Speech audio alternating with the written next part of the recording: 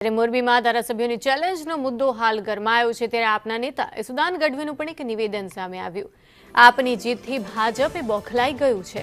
પ્રચંડ જીત બાદ ભાજપના લોકો બેબાકડા બની ગયા છે અને ઇટાલિયાના રાજીનામાની વાતો કરી રહ્યા છે, અફવા ઉડાવી રહ્યા છે।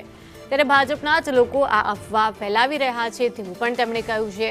વિસાવદરની પેટા ચૂંટણીમાં આમ આદમી પાર્ટીને મળેલી જે પ્રચંડ જીત હતી ત્યારબાદ ભાજપના લોકો બેબાકડા બની ગયા છે અને આમ આદમી પાર્ટીના ધારાસભ્ય ગોપાલ ઇટાલિયાના રાજીનામાની અફવાઓ તેઓ ફેલાવી રહ્યા છે। આ મુદ્દા ઉપર આમ આદમી પાર્ટીના ગુજરાત પ્રદેશ પ્રમુખ ઈસુદાન ગઢવીની આ પ્રતિક્રિયા સામે આવી। ભાજપને હું કહેવા માંગુ છું, તમારામાં ચેલેન્જ હોય તો 161 ધારાસભ્ય રાજીનામા આપે, અમે તૈયાર છીએ લડવા માટે।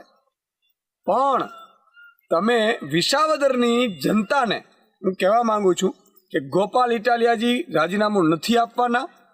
વિસાવદર, ભેસાણ અને જુનાગઢ ગ્રામ્યની જનતા માટે ગોપાલ ઇટાલિયાજી મજબૂતાઈથી અત્યારે કામ કરી રહ્યા છે અને ગોપાલભાઈ ગામડે ગામડે ફરી રહ્યા છે અને લોકોનો અવાજ બનશે। ગોપાલભાઈના રાજીનામાની વાત જ નથી થઈ। ભાજપ ખોટું ભ્રમ ફેલાવે છે।